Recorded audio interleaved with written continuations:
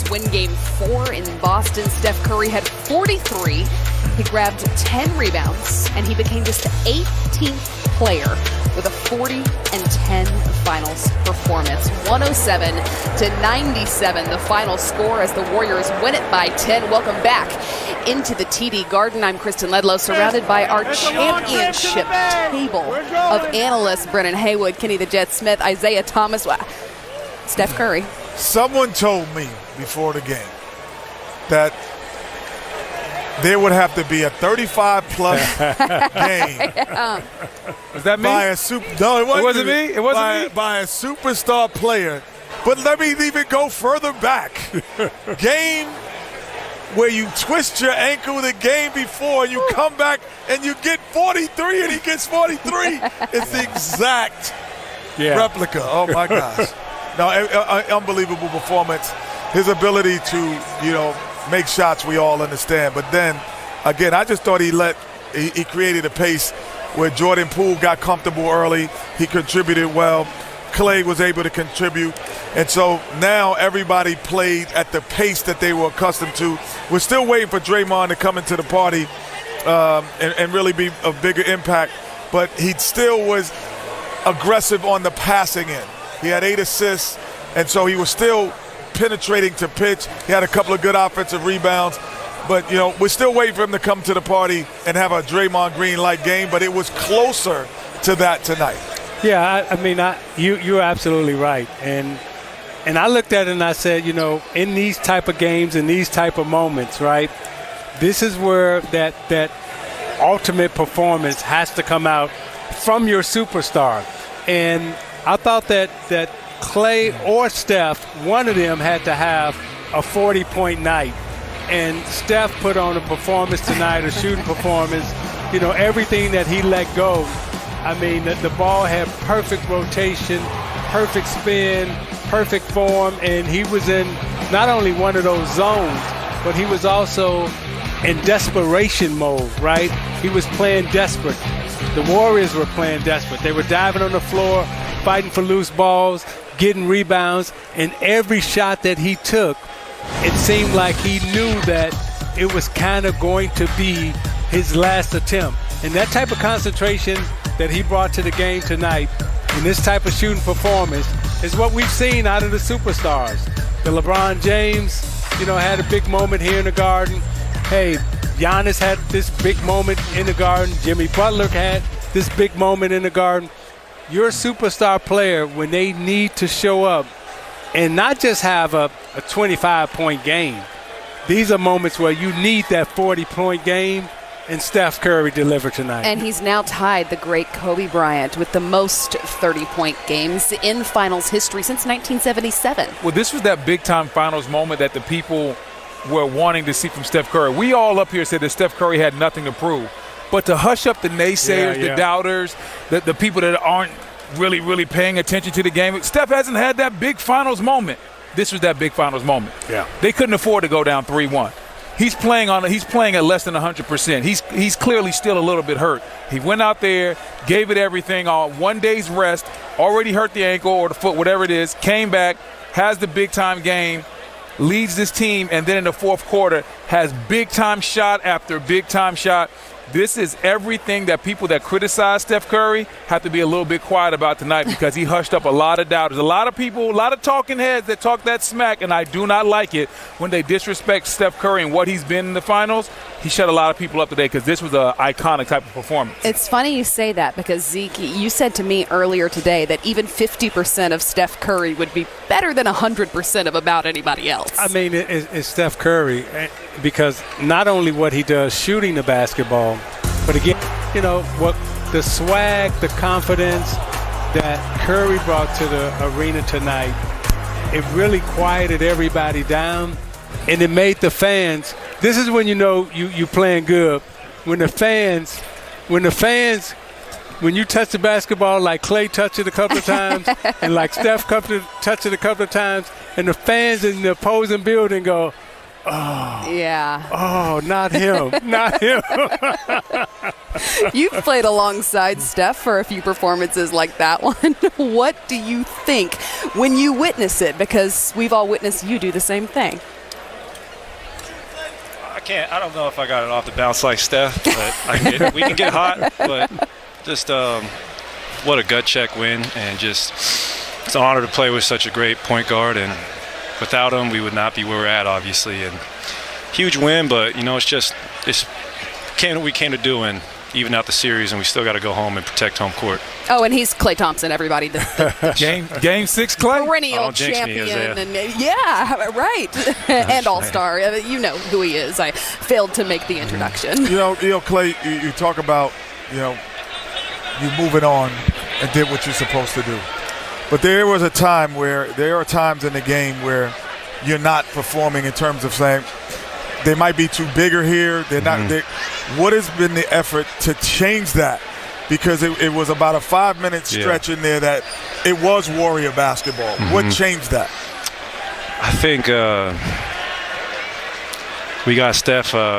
Obviously, he was getting downhill, and this team's so tough at the rim. You got to drive and kick, and we got so much great outside shooting that if we just keep things simple and hit the open man, somebody's going to get a good look. And sometimes, we all want to score the ball so badly, we all think we can make any shot that we could be our own worst enemy. No, it's not we, it's you too. It ain't a lot of us think we can all score the basketball. It's you. That's funny. It's you, brother. I'm still upset, though. I missed that 3 on the left wing from Wiggs. That happens, but just a gutsy win, man. Definitely. Klay, you've had the fortune. You had the fortune of playing in a lot of big games and a lot of big moments. So have you guys. Yes, and so I'm gonna remind you of like the OKC big moment where you guys came back and won a game in OKC, and then the LeBron James series where LeBron James played out of his mind to come back from a 3-1 and win. Tonight here in the Garden, Steph Curry on your team put on one of those unbelievable performances where you watching him do stuff that he can do, but lifting up the team, carrying them in the Garden. How did that feel, and what type of confidence did that give the rest of the team watching him play and perform like this tonight? Especially if the other guys, including myself, don't have it going. Steph has carried us through so many lows, so come Game 5, we're going to have to help him out, because to ask him to score 43 nightly is just, that's ridiculous. But it's just special to watch what he does. I mean, he does it so often, you kind of take it for granted. But, man, I'm mesmerized, just like the rest of the crowd was. The shots he makes off the ball screen is insane. 30, 35 feet away, and just, it looks effortless. And as Ernie would say, Steph-effortless. Steph-effortless. That's funny. Yeah. Klay, walk us through your mindset, though. These last 2 games have been more of the Klay Thompson that we've used to seeing in the NBA Finals. The first 2, obviously, weren't your best.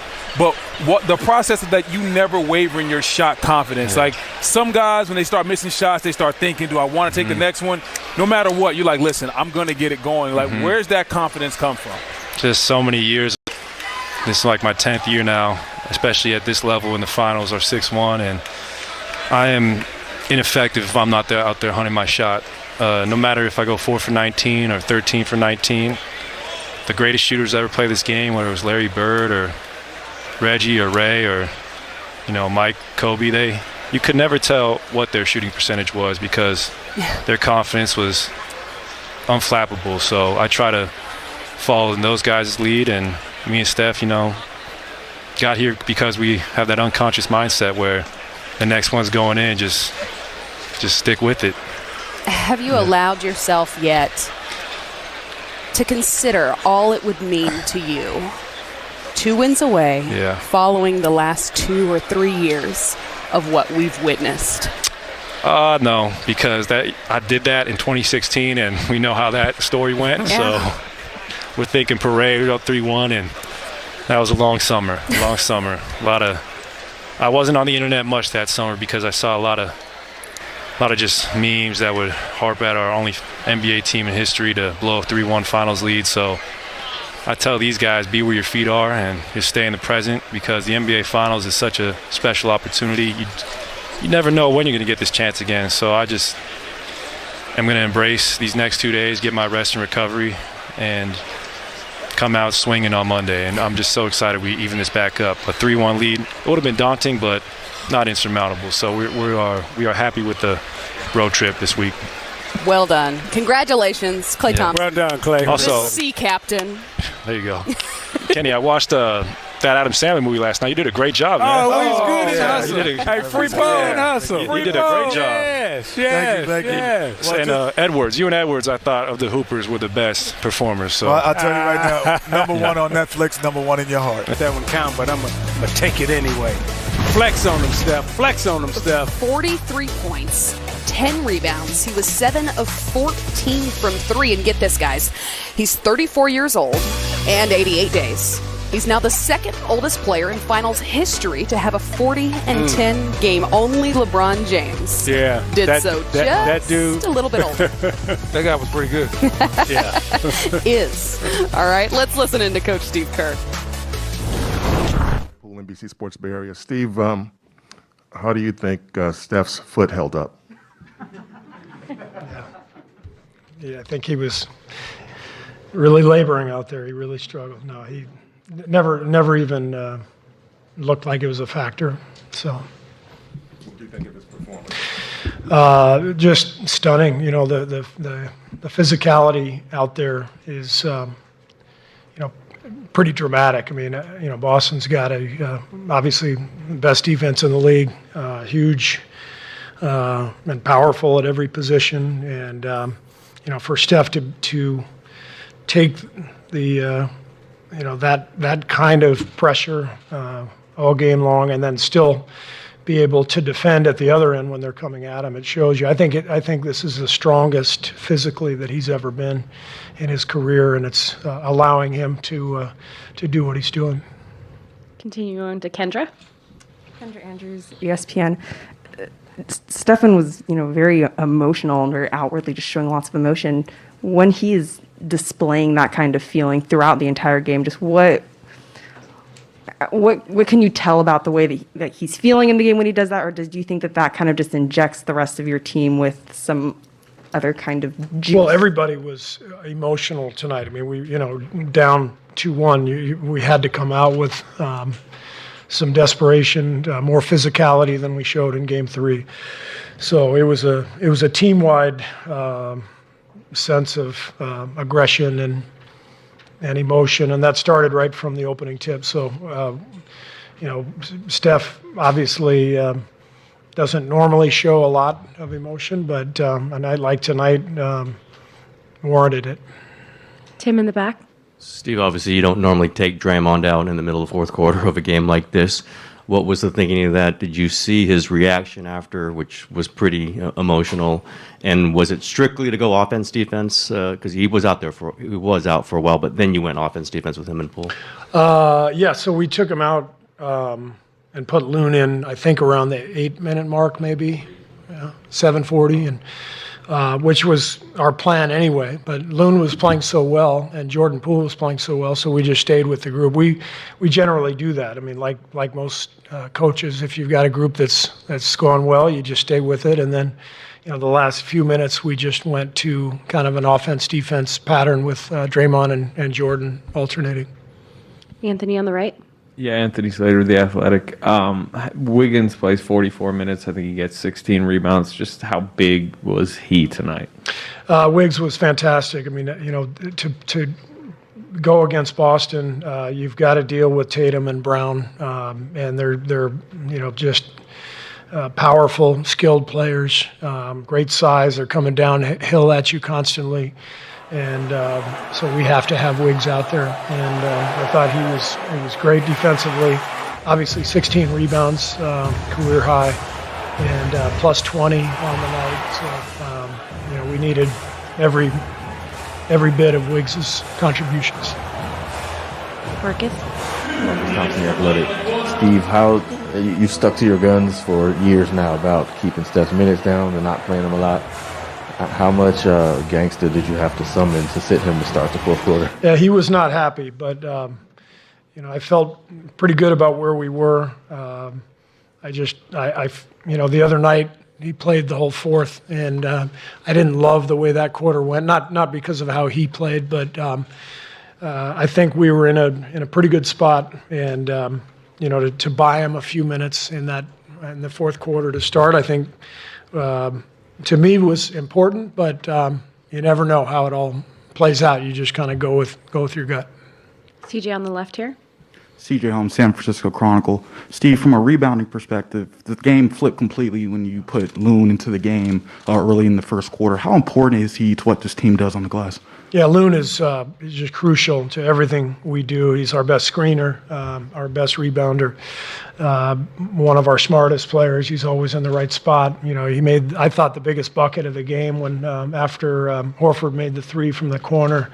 Draymond made the pass out of the pocket to Loon. He finished with that left hand. So Loon has just grown leaps and bounds.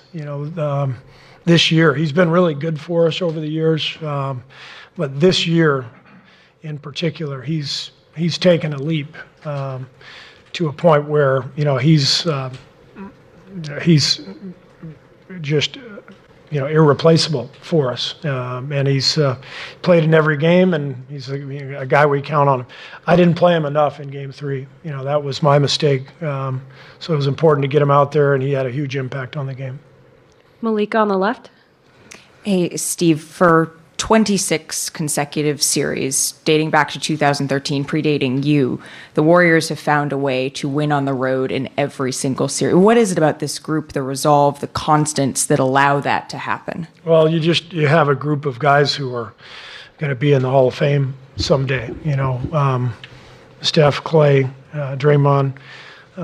These guys are the constant. They've been here together throughout that span. So they're not only gifted, but they're incredibly competitive, and that's what it takes to win on the road. You have to summon that kind of will and intensity and passion, and those guys have that. Question in the back. Hello, hi, Tal Ben Ezra Hart, newspaper from Israel. What will be your main focus heading to Game 5? Well, I think the whole focus has to be our energy and our force. It was obvious tonight how much more alert we were, how much more force we played with, and they completely outplayed us in Game 3 from that standpoint. Series is now 2-2. I would expect both teams to bring every ounce of energy and emotion the rest of the way. A Game 4 win for the Warriors on the road as they have tied this series with the Celtics at 2 Come games on, that's apiece. beautiful.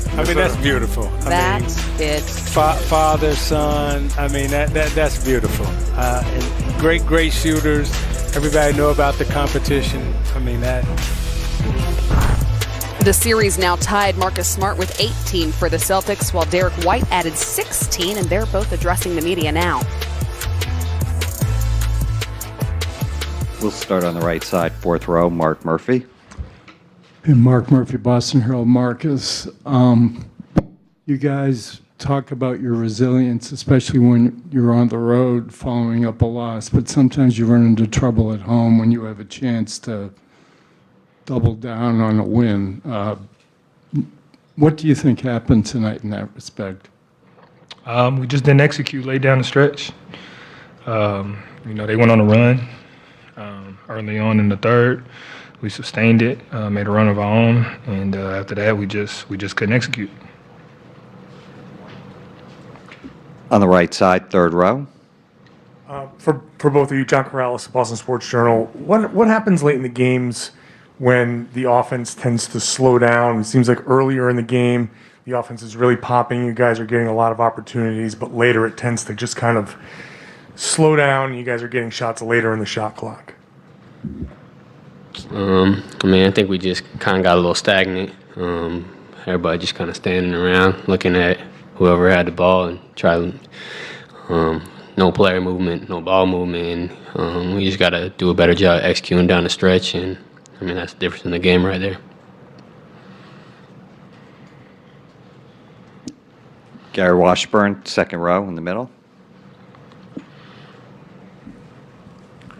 Marcus, there was like a play, maybe the second quarter, where you were dribbling, and like Derek said, everybody's looking at you, and you're looking at everybody to move. And I know you talked to Ime about that. How tough is it to kind of, when you kind of see that the offense isn't rolling, to kind of jumpstart it and get it going? Because it seemed like tonight you never quite got it, the offense never quite got going.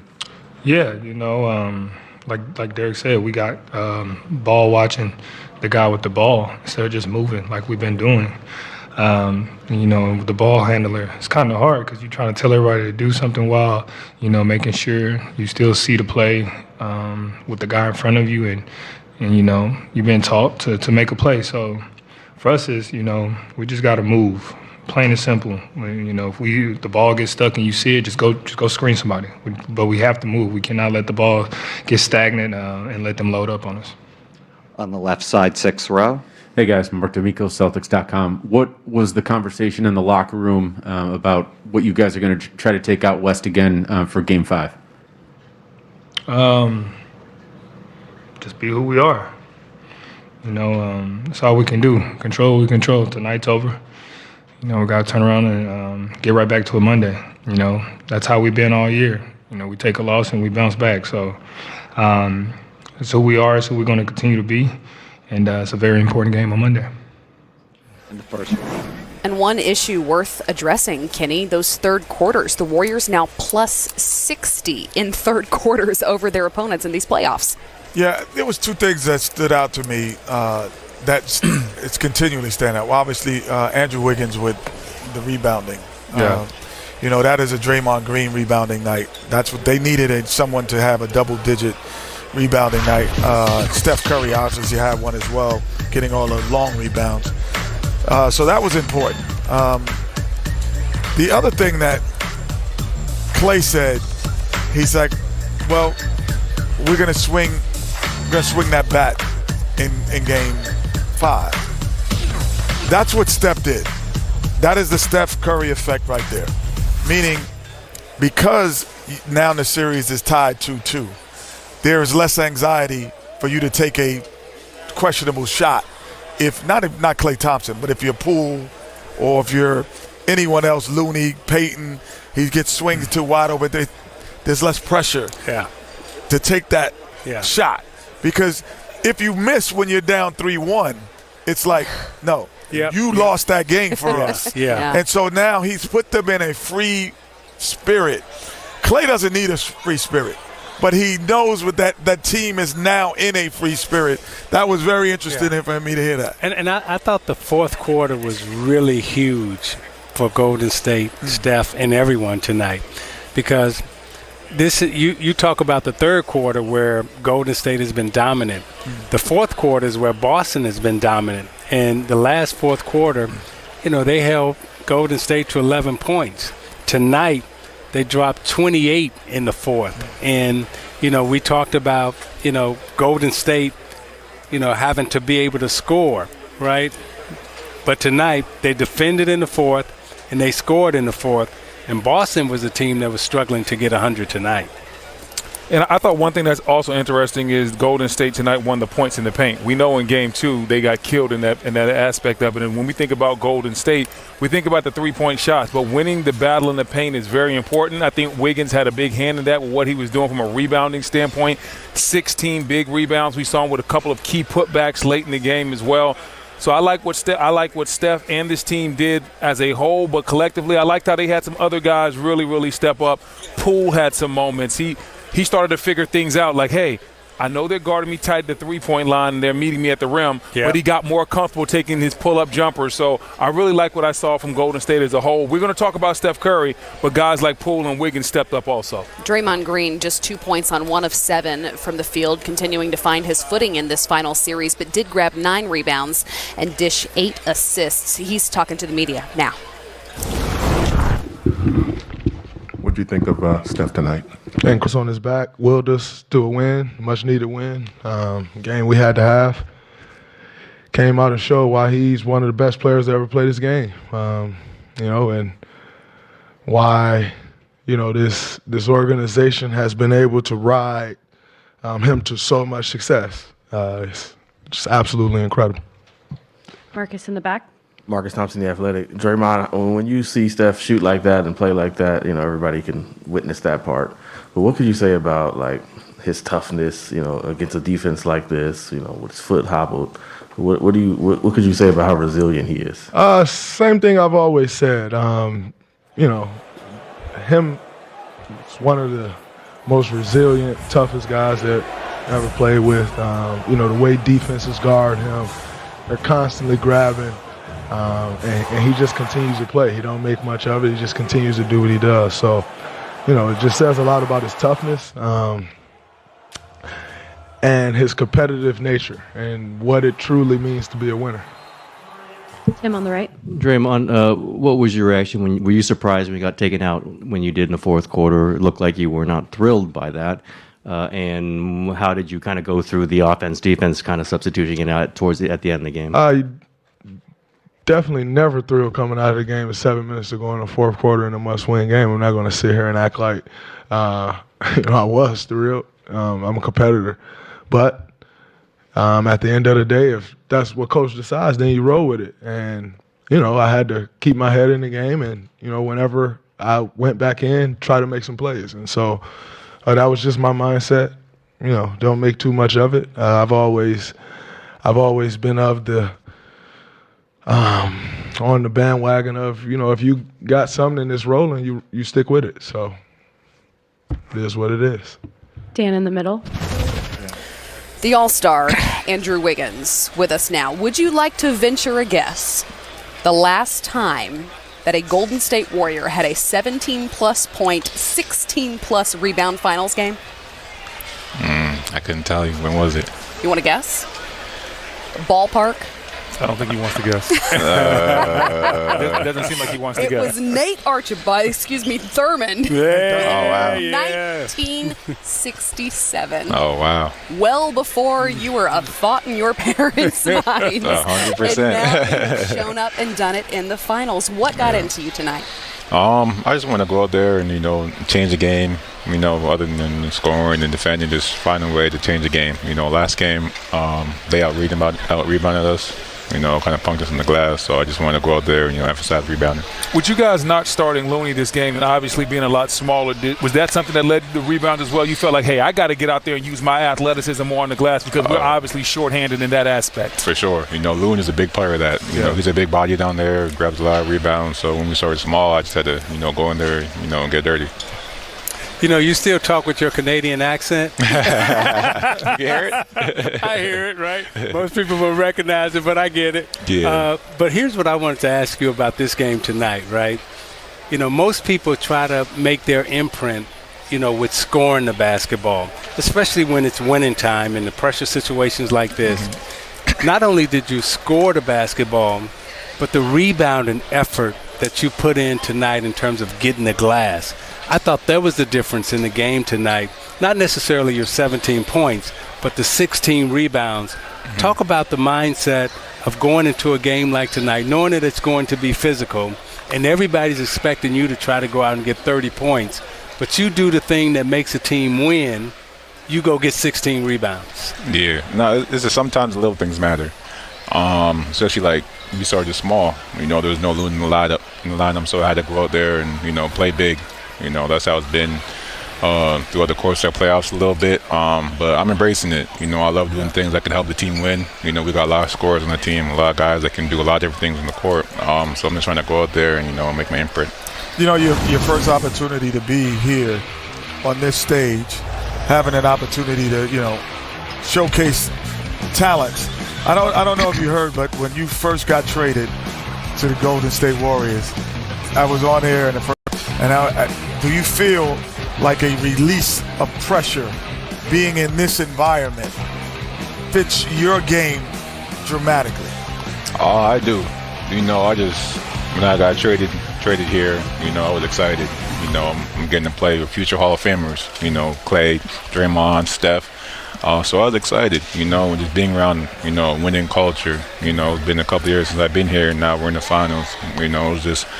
It's a different mindset here, and I've just been able to, soak it all in, enjoy it, and get better. When you say different mindset, give me an example of a mindset that you may not have had previously.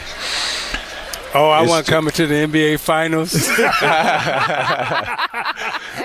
It's just everything that it takes to get here. It's not easy. Just seeing how hard those guys work, what they do, how professional they are, and just how they're mentors. They're on the court, but they're still coaching guys. Iguodala's still there coaching guys. Holding people accountable.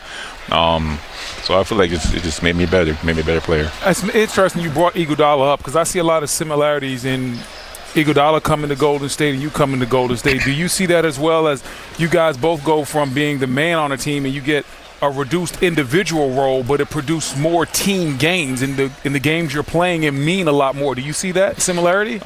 Yeah, and like I said, he's always, coaching me, always helping me out on the court, off the court. So he's been great for my game. For those of us who don't play alongside Steph Curry when he does something like that, what is it like? Man, all you can do is just stand there and watch and let him go to work. He's one of the best ever for a reason. As soon as he steps on the court, he dominates, and all the attention, he gets is crazy. But sometimes you just find yourself just there watching. Yeah. Andrew, it has been a blast to watch you all tonight. Congratulations on the win, and thank you. We'll see you in a few days. And good luck on the Canadian national team. Oh, yes, sir.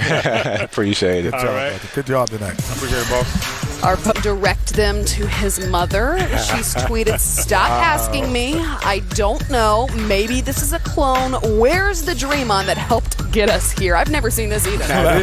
This is an old school mom.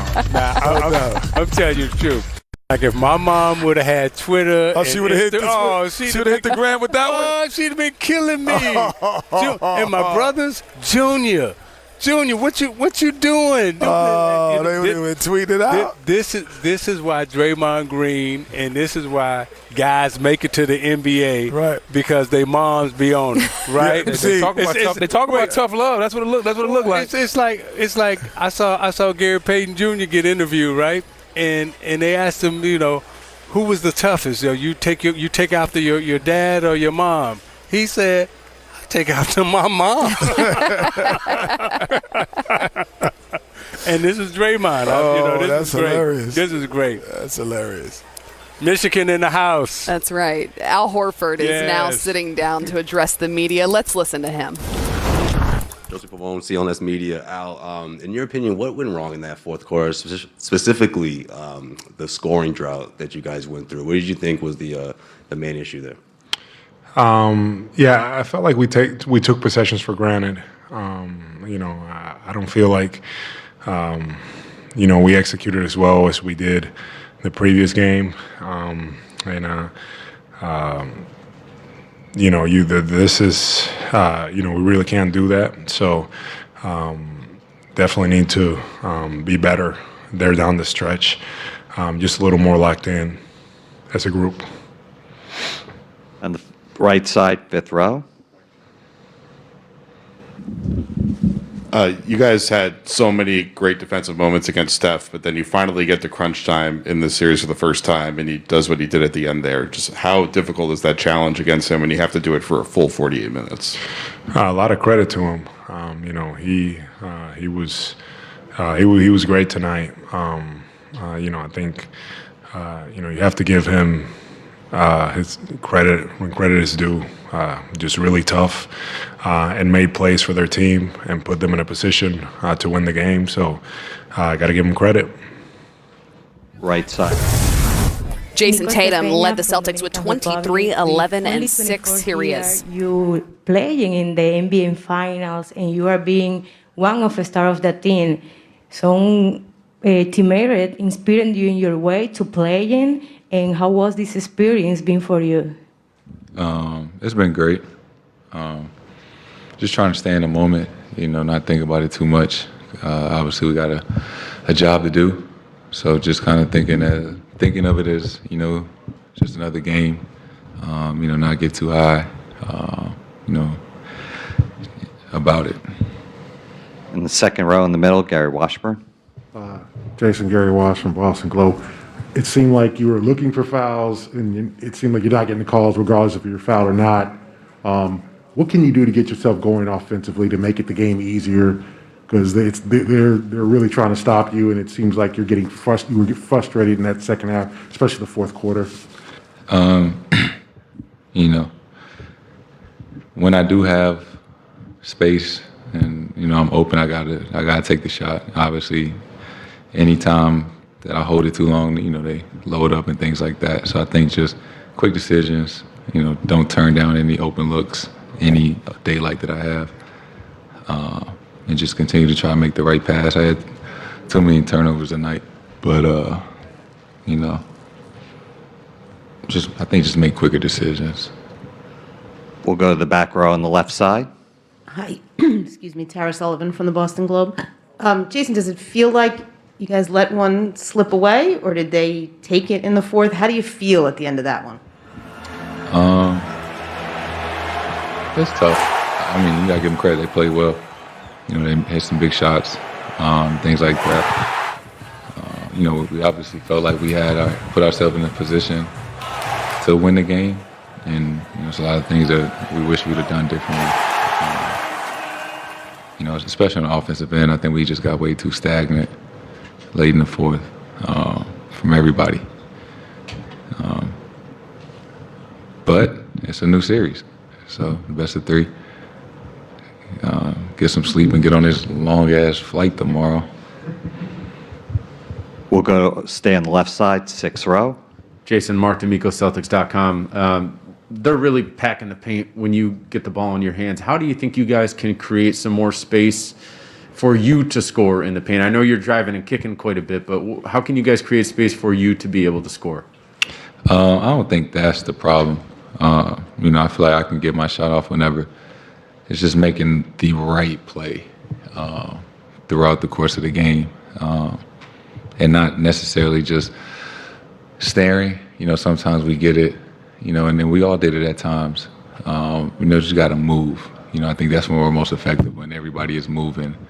We move the ball really well, but it's hard to move the ball when, we just kind of standing there. On the left side, fifth row, Jay King. Ime thought that you guys might have hunted mismatches too much and gotten stagnant during those moments. But obviously, you're going to keep doing that, looking for the right matchup. How do you handle that better personally to get the offense going in those moments? Yes, it's just a balance. You don't want to do it every single play because hopefully you're getting stops and running down in transition.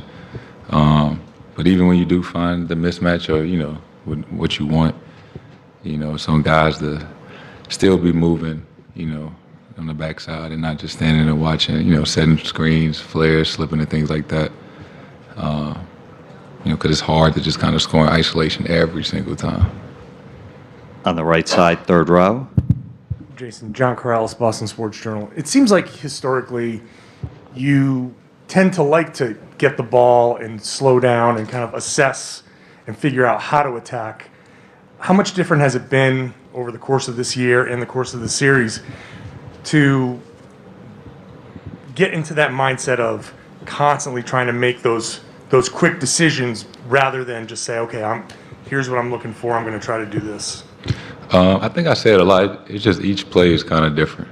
I think more so when I answered Gary's question about shooting it quick and making quick decisions, that's just somebody dribble and kicks it out to me. That's when I got to be quicker. But initiating the offense, kind of scanning the floor and trying to put guys in certain positions, obviously takes a little more time. So, it just depends. Time and score, scenario, things like that. On the left side, second row to Abby. Abby Chin, NBC Sports Boston. Jason, that indecisiveness and for you struggling to find a rhythm in this series, is that the Warriors' defense? Are they doing anything different, or is it you? You gotta give them credit. They're a great team. They're playing well. They got a game plan, things like that. But it's on me. I gotta be better. I know I'm impacting the game in other ways, but I gotta be more efficient, shoot the ball better, finish at the rim better. So I take accountability for that, and I just look forward to Monday. Leave this one behind us, learn from it, watch the film, things like that. But everybody probably feels like they gotta be better, myself included. Just go get it on Monday. We're going to take two more questions on the right side, second row. Sweet, you throw out a mass slide. Just Jason, we've talked a lot about just resiliency, and you guys haven't lost back-to-back games in the playoffs. But we also have talked about how you guys make life harder than it needs to be. I guess, do you ever get sick of that, or do you just take it in stride? How do you kind of deal with that? Deal with what? Making life harder than it needs to be. I mean, we don't do this shit on purpose. I promise you, we don't. We trying as hard as we can, but we do, there's certain things that we got to clean up. Obviously, turnovers, movement on the offensive end. Would we have liked to win today and be up 3-1? That would have been the best case scenario, but it's the finals. And, in the art of competition, they came in here with, no feeling like they had to win.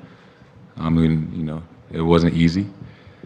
And I think that's kind of the beauty of it, that it is not going to be easy, and it shouldn't be. We both want it, and, we got to go take it. Final question on the right side, fourth row. Hi, Jason. Karen Gregan with the Boston Herald. You said it's on you to be better. Is it possible you're putting too much pressure on yourself to be better? No. I think that was just as simple as it is. I just got to be better. I know I can be better, so it's not like myself or my team is asking me to do something I'm not capable of. They know the level, and I know the level that I can play at, and it's kind of on me to do that more often than not. Just to help my team in the best way that I can. So. The NBA Finals now tied at 2 games apiece. Here's Celtics coach Ime Udoka. On the right.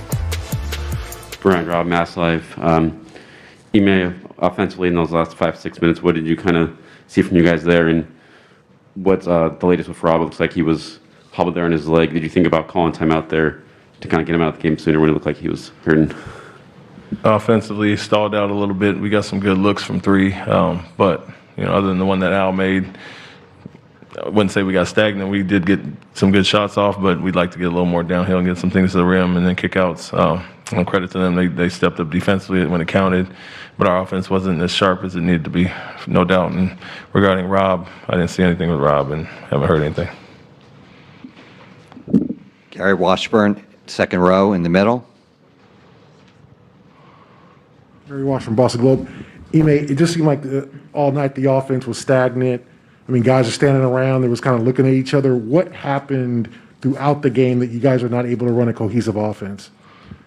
We had plenty of opportunities, obviously. Every time we got a 5-6 point lead, it felt like we made some poor decisions, whether it was rush shots in traffic or, to your point, standing around looking at each other a little bit there. And so not sure if we tried to pick on mismatches too much. It got stalled out a little bit, but when we did run off-ball actions and got some movement, we got really good looks. And so we want to get the ball up quick and get into an offense.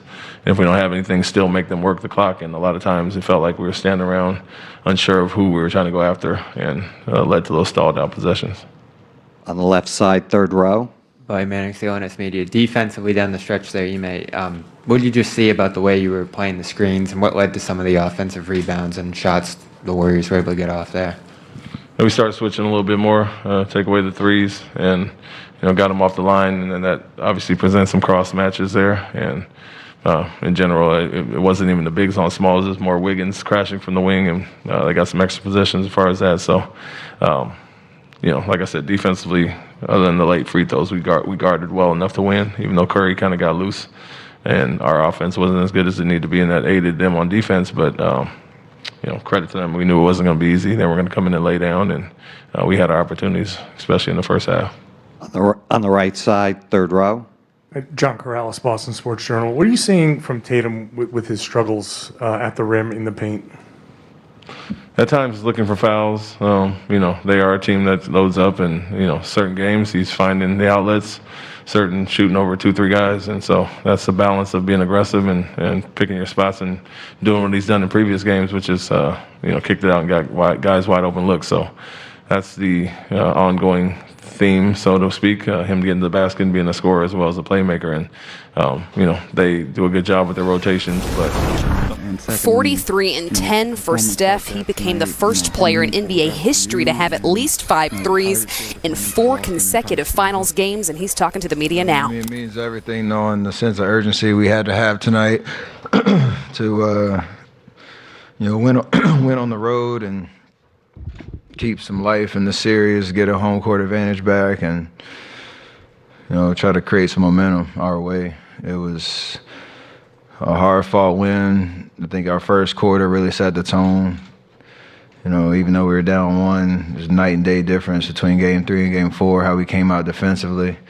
And that just gives you enough life to kind of withstand some rough patches.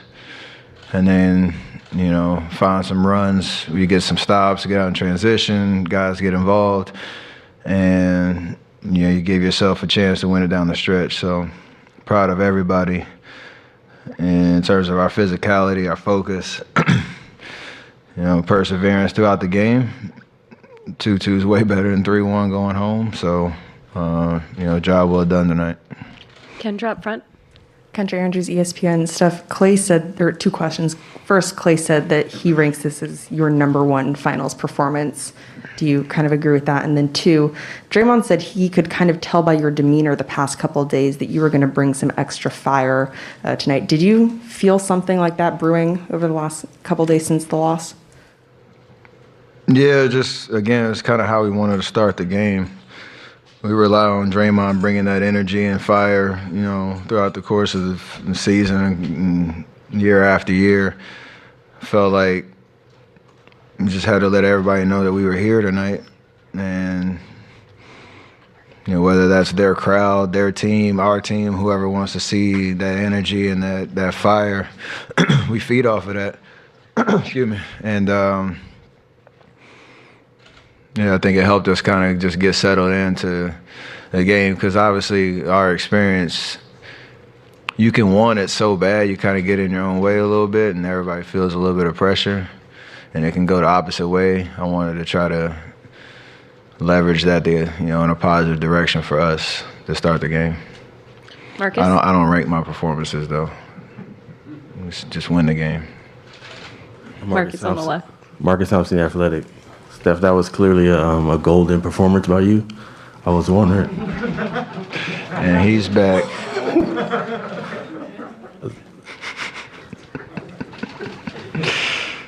I was wondering, have you ever gotten into the crowd that early in the game? You yelled at them and you were flexing.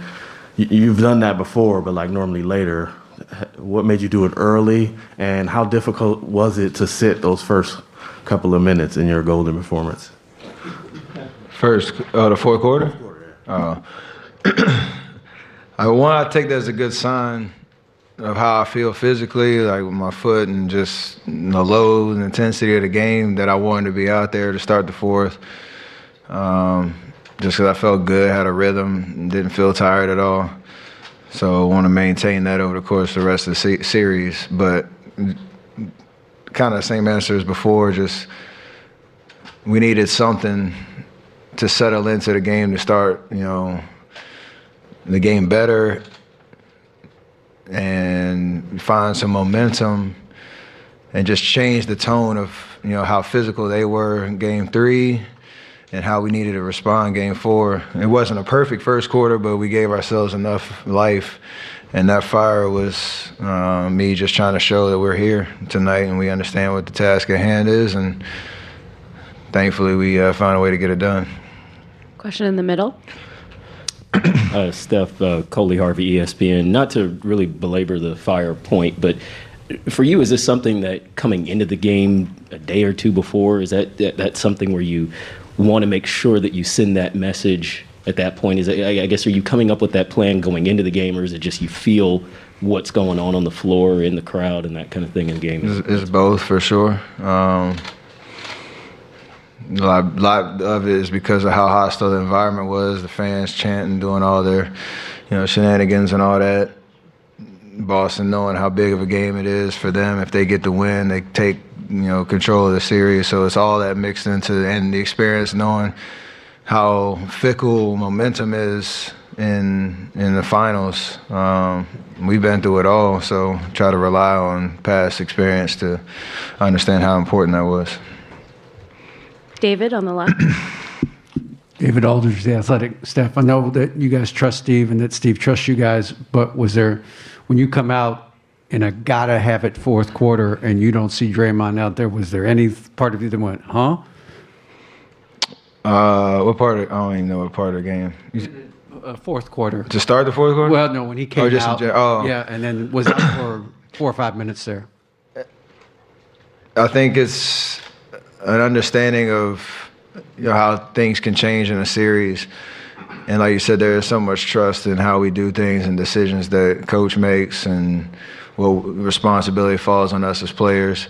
That, Loon went in there, dominated the paint, got us some big rebounds, created a presence. Draymond came back in and, had some juice and some life on the defensive end. So, we obviously understand it's just about winning. At the end of the day, all decisions are, predicated on that being the goal. And I know we've all been on the side where it doesn't go your way from the top all the way to the bottom. It's not fun. It's not something you readily accept, but you understand the big picture. And obviously, especially when it pays off. So it's more so the trust in Loon and what he's able to do than any kind of situation with Draymond. Kylan in the middle. Hey, staff. Kylan with Cron 4 News in San Francisco in the back here. Exactly how much pain were you feeling in that left foot? Were there any certain plays or movements where you noticed it? And then how were you able to play through it?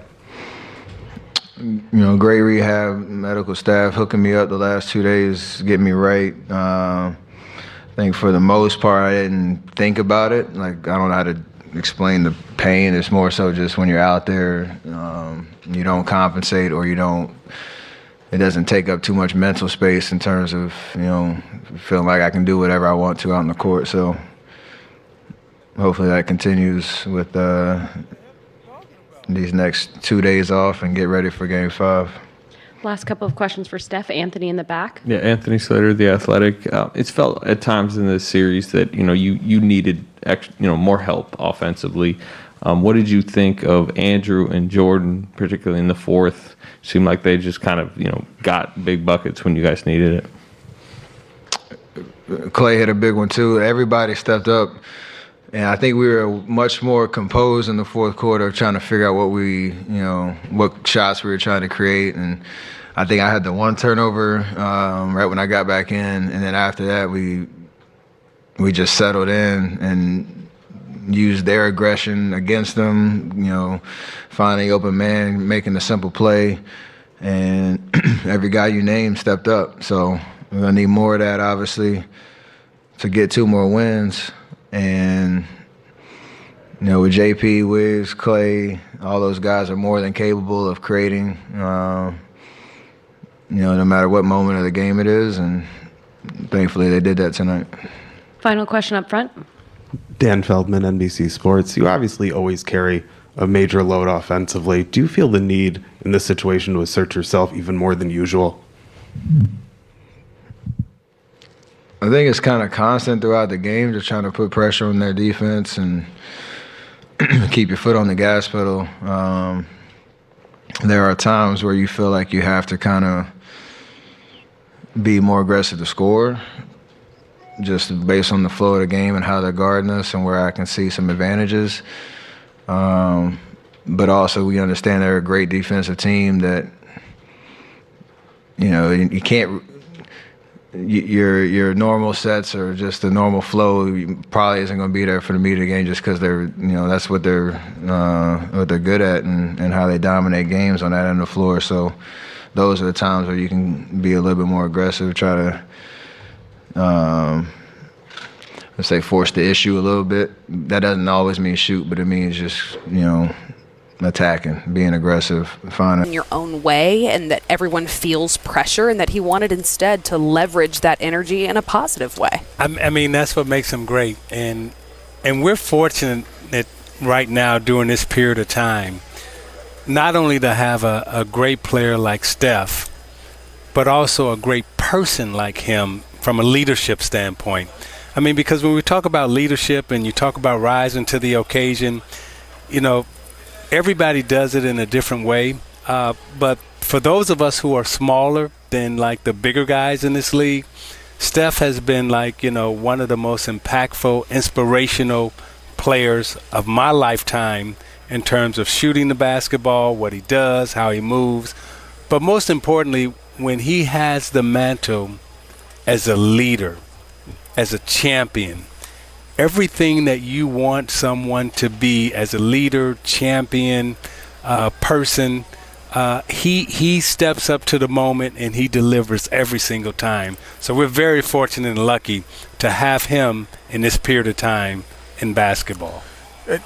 When you add to that comment, you could be in this moment and you're saying, I'm going to be ultra aggressive and come out. And that could lead to bad play. Meaning bad, when you say bad to play, the only thing that separates an average player from a good player from a great player is their decisions they make. They all have the ball in the same thing. It's kind of like driving a car. Like some people, they wait for that person to go by and then they get behind them and go to the next lane. Some people go, I'm going in front of that person. It's the same. We all see the same thing. So he's seeing the same thing, and he said, no, I'm going to be aggressive tonight without getting in a wreck. And so he was fortunate and understood that he had to get in front of that car and get in that lane and not wait to get behind it. And he was successful more than not. I think the biggest thing is Steph came out aggressive, but at the same time, what you talk about, playing smart basketball. He understood, a lot of my teammates haven't been playing the best in these finals, so I have to lead us. I have to set the tone. I have to set the table. But just because I have that responsibility doesn't mean I come down here taking YOLO shots. Doesn't mean I come down here just shooting anything. And so he takes great shots for him. Might not be great shots for somebody else, but he took great shots for him, got into a rhythm, stayed locked into that zone all game long. And when the fourth quarter came and the Boston Celtics hit him with a punch in the fourth quarter, they got right up off the mat because Steph pulled the team off the mat and brought the rest of those guys with him. And then you saw Wiggins get a couple of buckets. Then you saw Clay get a couple of buckets. And then down the stretch, Steph just does what he does. He closed them out. Unsurprisingly, an historic performance leads to a trending performance. Isn't he, though? For sure. Come on, Warriors. He had. Come on, Warriors. Somebody else was help pulling. Wiggins was pulling too. Yeah, Wiggins was on the glass, man. Wiggins was pulling. Clay was pulling. He had a heavy load though. He definitely had a heavy load. Even Poole stepped up. Poole stepped up tonight as well.